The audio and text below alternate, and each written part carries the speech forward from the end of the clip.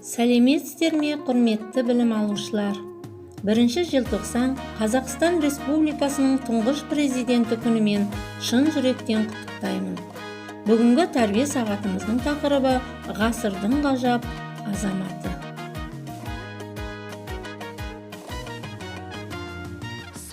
Құрметті білім алушылар, барша Қазақстан халқы 1 желтоқсанда тұңғыш президент күні мерекесін тойлайды. Осыған орай өткізілгелі отырған 7А сыныбының ғасырдың ғажап азаматы тақырыбындағы ашық онлайн тәрбие сағатын бастаймыз. 1991 жылы 1 желтоқсанда республика жұртшылығы тұңғыш рет Нұрсұлтан Әбішұлы Назарбаевты республикамыздың президенті етіп сайлады. Қазір тәуелсіздігімізді алдық. Біз бақытты елміз. Елбасымыздың 2030 бағдарламасы бойынша көптеген істер атқарылып келеді. Қалалар көркейіп келе жатыр. Мемлекет басқару ісі машақатты да мәртебелі міндет. Басшы басқарған ел ең бай мемлекет, халқы ең бақытты халық. Қазақстан Республикасының тұңғыш президенті Нұрсұлтан Назарбаев Әбішұлы сияқты талантты тұлғаны, халқын сүйетін ұлт жанды азаматтың тұлғаны көрмеу, оны сезінбеу мүмкін емес еді. Мемлекет басшысы бұл тұрғыдағы тұжырымдарын биік мінберлерден сөйлеген сөздеріне қалың елі қазағына тебіреніп тұр. Мен үшін елімді дамыған елдердің сапына тұрғызып санатына қосуды үлкен мақсат жоқ десе де, қазақтың өзінің ұлттық қасиеттерінің қайта қалыптасуын қамқорлық жасау президенттік парызым деген болады. Өзіңсің шуағы да нұрлы күннің, жылытып мың әлемді гүлдендірдің, төрткүл дүние әлемін дүр сілкінтіп, елімнің шығардың ау биігінің. Нұрсұлтан Әбішұлы Назарбаев 6 шілде 1940 жылы Алматы облысы Қаскелең ауданындағы Шамалған ауылында туған. Балалық шағы қарсылық жағдайда. Үлкендерде мал бағуына, бау-бақша өсіруіне көмек көрсету керек болды.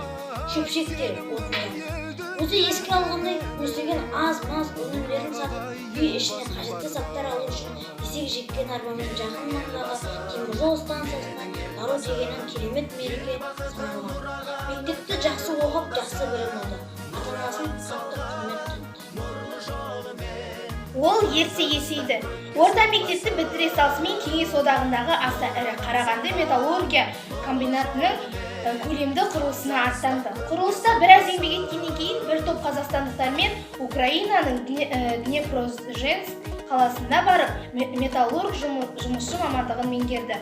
Бұл шойын қоюшы, домна пешінің көмекшісі жұмыстарын атқарды, ал кейінірек инженер дәрежесіне көтерілді.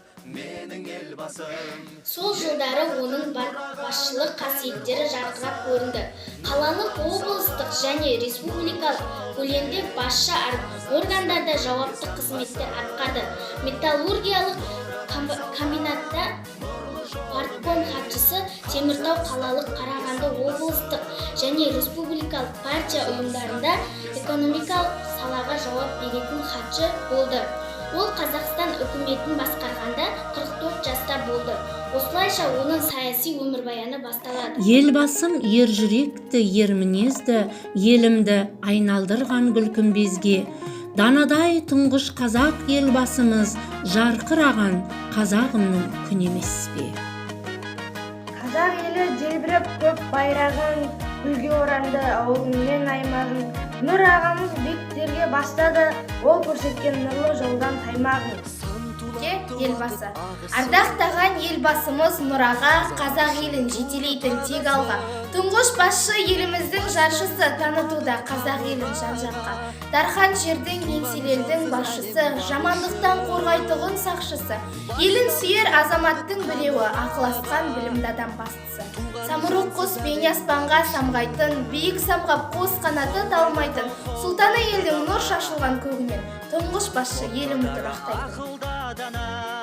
Құрметті білім алушылар, мәңгілік ел, мәңгілік мұратымыз деген көреген елбасымыздың құндылығын басшылыққа алып, бейбіт өмір сүріп, еркін білім алып, кемел келешекке нық қадам басудамыз.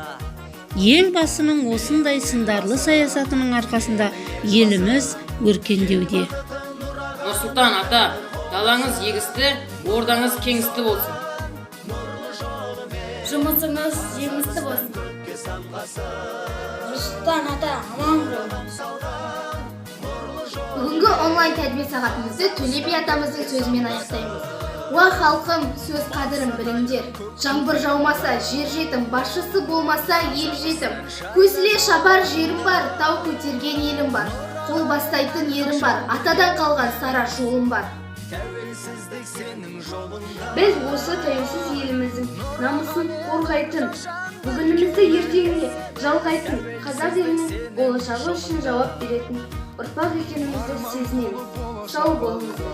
Халқына болған қадірлі алашқа сыйлап азат күн, ерім бар ерен ел тұтқан бағына туған қазақтың, үмітін елдің ақтаған, іргесін жердің сақтаған, өзіңдей қайсар ұлы бар қазағым мен аймақтанам.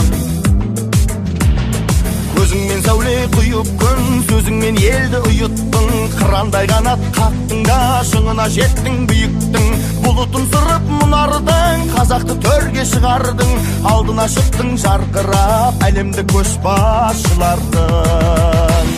Есілдің екі жағасы, көзіңнің ақ пен қарасы, өзіңе мәңгі қарыздар қазақтың әрбір баласы, тарихтың көшін ұстаған дарабоздардың дарасы, елімнің асқар ағасы.